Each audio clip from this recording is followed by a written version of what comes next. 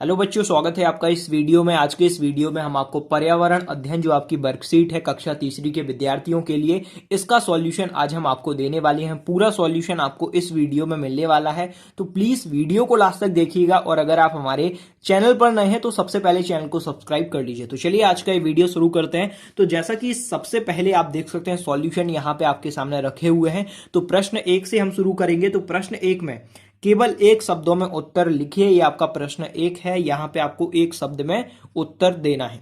तो यहां पे सबसे पहला क्वेश्चन है, हरे हरे हैं मेरे पंख, हरी मिर्च मैं खाता हूं, बताओ मैं क्या कहलाता हूं। तो इसका सही उत्तर हो जाएगा तोता।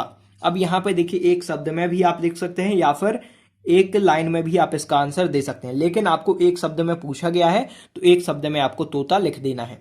इसके बाद आगे बढ़ते हैं। क्वेश्चन सेकंड है आपका, इंद्रधनुष कब दिखाई देता है। तो इंद्रधनुष बच्चों बरसात में दिखाई देता है। तो इस तरीके से आपको बरसात अपनी वर्कशीट में लिख लेना है। इसके बाद आगे बढ़ते हैं। चिड़िया के घर को क्या कहते हैं। तो चिड़िया के घर को हम क्या कहते हैं, घोंसला कहते हैं। तो यहां पे इस प्रकार से आपको घोंसला लिख लेना है। इसके बाद आगे बढ़ते हैं।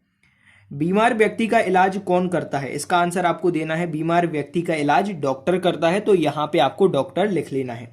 इसके बाद आगे बढ़ते हैं। क्वेश्चन सेकंड आपका स्टार्ट हो जाता है।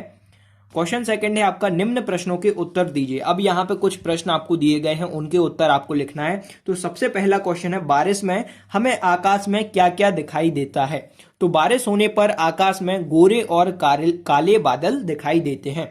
तो आपको ये आंसर लिख देना है जो यहाँ पे लिखा हुआ है, बारिश होने पर हमें आकाश में गोरे और काले बादल दिखाई देते हैं। इसके बाद आगे बढ़ते हैं।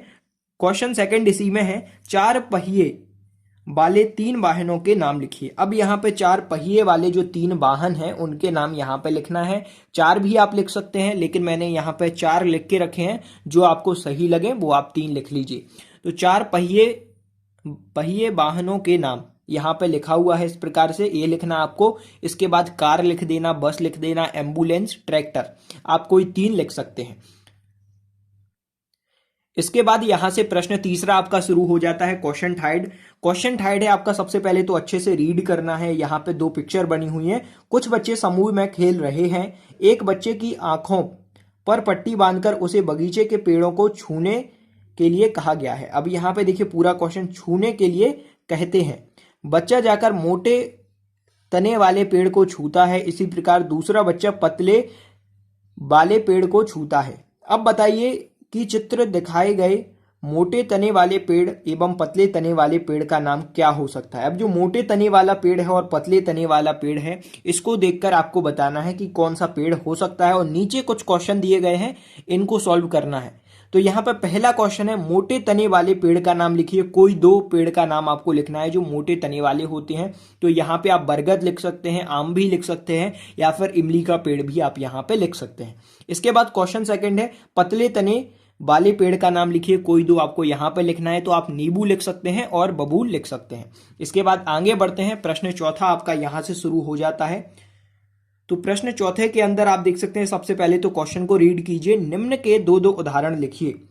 पेड़ों पर रहने वाले पक्षी के नाम क्या होते हैं। उल्लू और कोयल आपको लिख लेना है। कोई 2 लिखना है तो आप एक उल्लू लिखेंगे, दूसरा कोयल लिखेंगे। इसके बाद पानी में रहने वाले जानवरों के नाम लिखिए। तो मगरमच्छ हो गया, मछली लिख लीजिए आप यहाँ पे। इसके बाद इसी में तीसरा है, जमीन पर रहने वाले जानवरों के नाम लिखिए। तो यहाँ पे आपको हाथी और शेर लिख देना है। इसके बाद आगे बढ़ते हैं। प्रश्न 5वां है जो आपका यहाँ से शुरू हो जाता है।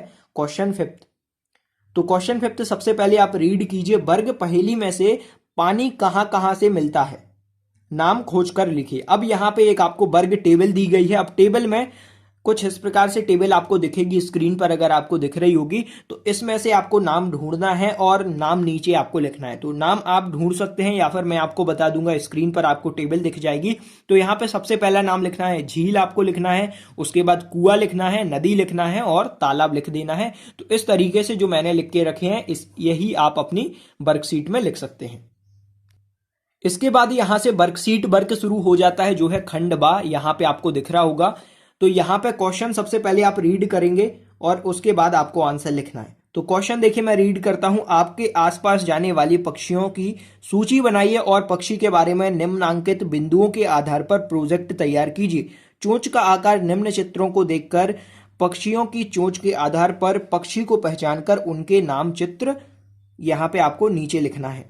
तो यहाँ पे नीचे कुछ चित्र दिए गए हैं। अगर आप अपनी वर्कशीट में देखेंगे प्रोजेक्ट वर्क पर, तो यहाँ पे कुछ चित्र दिए गए हैं। तो इन चित्र के नाम मैं आपको बता रहा हूं। तो यहाँ पर आपको लिख लेना है।